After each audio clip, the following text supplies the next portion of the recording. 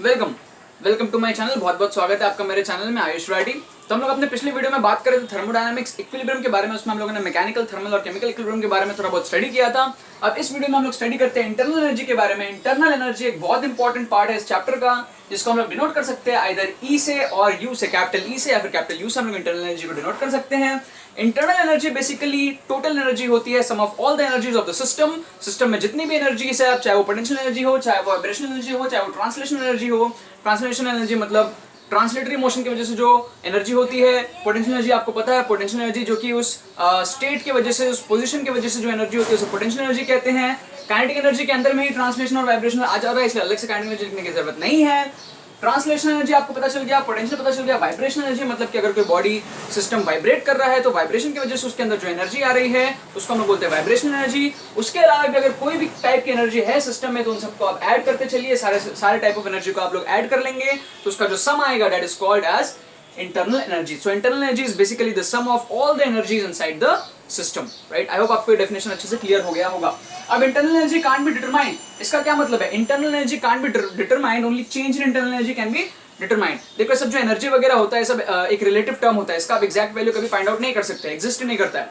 जैसे कि for example आपके पास एक बॉल है, बॉल ग्राउंड में रखा हुआ है, आप उस बॉल को पिक करके h हाइट तक लेके गए, ठीक है, तो आप क्या बोलते हो उस बॉल की पोटेंशियल एनर्जी कितनी हो गई?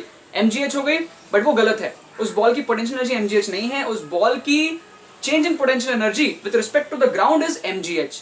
समझे, इस बात को समझो। हम लोग क्या करते हैं, ग्राउंड की पोटेंशियल एनर्जी को हम लोग जीरो मान लेते हैं, ग्राउंड की पोटेंशियल एनर्जी को हम लोग जीरो मान लेते हैं और उसके रिस्पेक्ट में हम लोग बोलते हैं कि उस बॉल की पोटेंशियल एनर्जी जो कि हम लोग h हाइट तक लेके गए हैं उसकी पोटेंशियल एनर्जी हो गई है mgh with respect to the ground.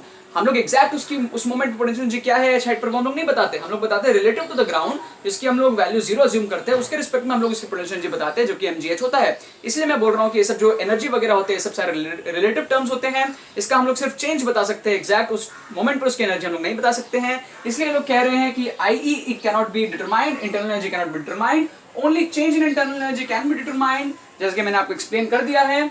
अब इंटरनल एनर्जी क्या होता है, काफी सारे फैक्टर्स पे डिपेंड करते हैं, जैसे कि टेम्परेचर हो गया, प्रेशर हो गया, वॉल्यूम हो गया, क्वांटिटी ऑफ मैटर हो गया। एक चीज हमेशा ध्यान रखना कि इंटरनल एनर्जी जो होता है वो डायरेक्टली प्रोपोर्शनल टू टेम्परेचर होता है। अगर टेम्परेचर चेंज नहीं हो रहा है तो इंटरनल एनर्जी कभी भी चेंज नहीं होगा। वापस से बोल रहा हूं, अगर टेम्परेचर चेंज नहीं हो रहा है तो इंटरनल एनर्जी कभी भी चेंज नहीं होगा। जितना ज्यादा टेम्परेचर बढ़ेगा उतना ज्यादा एनर्जी बढ़ेगी, इंटरनल एनर्जी बढ़ेगी। थोड़ा इस चीज को फील करके देखो, temperature is directly proportional to internal energy. जितनी ज्यादा टेम्परेचर, जितनी ज्यादा गर्मी उतनी ज्यादा एनर्जी, जितनी ज्यादा टेम्परेचर उतनी ज्यादा गर्मी उतनी ज्यादा एनर्जी। सो टेम्परेचर जो होता है वो directly proportional to internal energy होता है। तो इंटरनल एनर्जी अगर टेम्परेचर चेंज नहीं हो रहा है, टेम्परेचर अगर कांस्टेंट है तो इंटरनल एनर्जी भी कांस्टेंट रहेगा। ये एक फिक्स वैल्यू रहेगी इंटरनल एनर्जी की अगर टेम्परेचर कांस्टेंट है तो, इसलिए हम लोग बोलते हैं कि change in internal energy equals to zero. So if temperature is a constant, change in internal energy equals to zero. ठीक है, तो ये पूरा आर्टिकल आप लोगों को समझ में आ गया होगा इंटरनल एनर्जी। आई होप ये बहुत अच्छे से मैंने एक्सप्लेन किया है, बहुत इंपॉर्टेंट भी है, इसको आप लोग नोट डाउन कर लो, दिमाग में फिट कर लो और आगे वीडियो की सिर्फ प्रोसीड करते जाओ। Thank you.